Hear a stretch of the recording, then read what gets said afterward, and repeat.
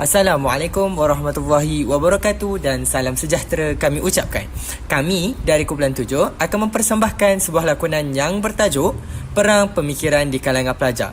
Dan ini adalah ahli-ahli kumpulan kami.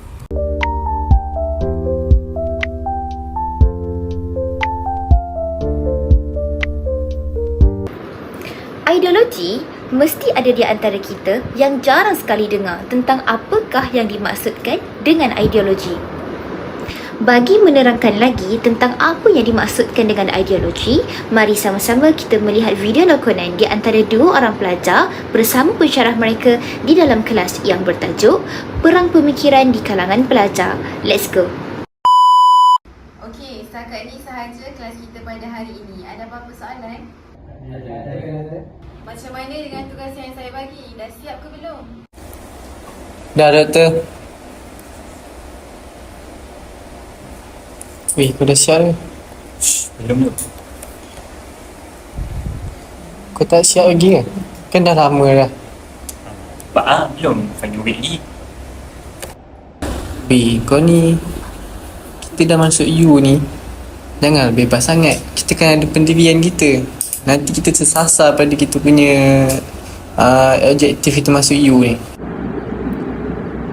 Jadi korang nak tahu tak lagi lanjut tentang modernisme ni apa itu sebenarnya? Jadi modernisme ni merupakan satu gerakan ataupun satu pemikiran yang berevolusi daripada abad ke-18 hingga ke abad 20. Jadi kalau korang nak tahu lagi lanjut tentang modernisme ni, jom kita sama-sama menelusuri zaman itu.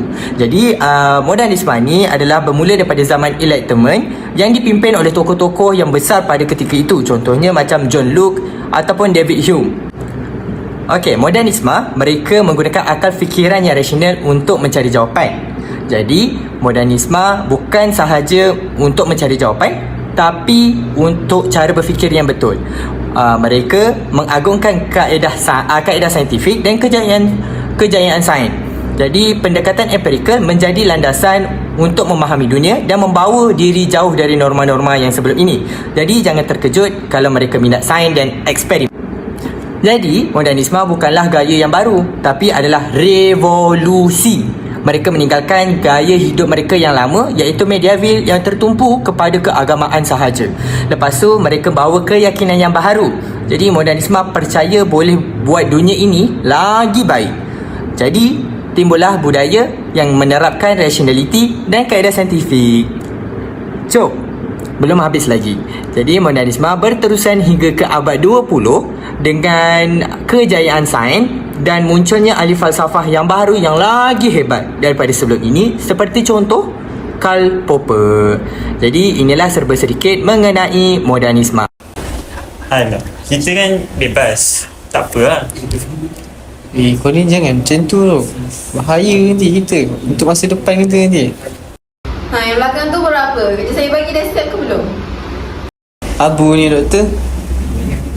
Ada ke patut dia nak bebas sangat sampai nak menghalalkan tindakan salah pemikiran dia? Betul lah.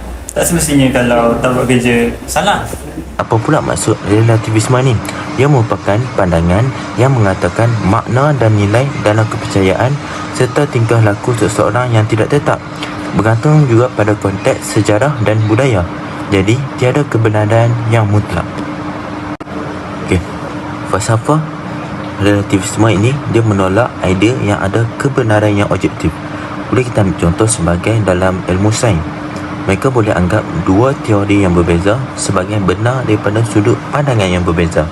Jadi, tak ada satu pun kebenaran yang dianggap betul ataupun salah. Dan untuk pengetahuan semua juga, relativisme ni berikan mereka kebebasan untuk melihat kebenaran dari pelbagai sudut.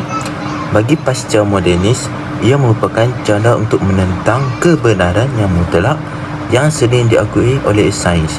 Jadi dapat kita fahami bahawa pemikiran ini menganggap kebenaran itu bersifat lebih luas dan dapat dilihat dari banyak perspektif yang berbeza. Di sini saya sertakan dua contoh kesan relativisme. Yang pertama adalah daripada sudut moral, iaitu akan melahirkan masyarakat yang bermoral. Ini kerana moral ditentukan oleh pihak masing-masing. orang yang melakukan kejahatan akan mempertahankan perbuatan itu kerana ia menganggapkan ia perbuatan yang baik padahal adalah perbuatan yang salah. Okey, selain itu, yang kedua pula adalah asas ilmu yang semakin luput. Contohnya, orang Islam itu asalnya berhujah dengan Al-Quran dan hadis, tetapi beralih kepada berhujah dengan pendapat orang-orang yang tertentu, sedangkan pendapat itu belum capai tahap maksimum hujahnya. Maka lahirlah satu fenomena yang di mana kebenaran itu disandarkan mengikut individu-individu tertentu, bukan disandarkan daripada Al-Quran dan As-Sunnah. Jadi, pemikiran kita ni kenalah seimbang walau apa pun ideologi yang kita ada.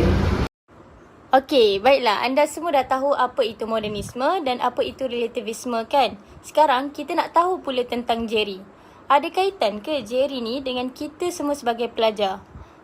Mestilah ada. Tapi bagaimana Jerry ni boleh dikaitkan dengan ideologi anda semua sebagai seorang pelajar? Dan kita sama-sama fahami salah satu contoh daripada salah satu aspek Jerry, iaitu aspek rohani. Lebih dahulu, perlu kita ketahui apabila kita tidak mengambil berat dalam menjaga keharmonian rohani kita, maka kita akan menganggap keterikatan terhadap sesuatu peraturan ataupun tradisi itu membosankan dan tidak relevan.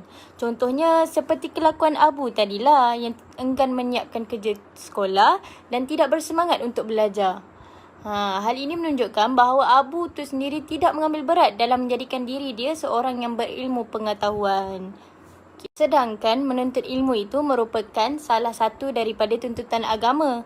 Tapi oleh kerana sikap pelajar sebeginilah, lahirnya generasi yang sering bermalas-malasan sehingga membawa kepada pemikiran yang salah di mana mereka menganggap belajar ini tidak penting, kurangnya adab sebagai seorang pelajar dan tidak bersemangat dalam mendapatkan ilmu.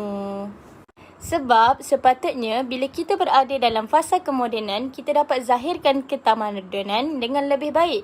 Akan tetapi ia jadi yang sebaliknya bila pemikiran moden ni telah mempengaruhi pemikiran masyarakat, di mana masyarakat merasakan apabila berada dalam zaman moden, kita semua kena hidup bebas tanpa terikat dengan mana-mana peraturan.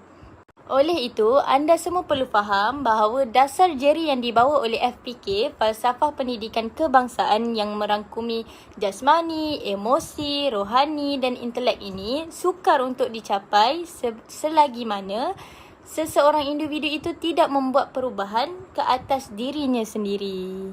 Faham kan? Muhasabah.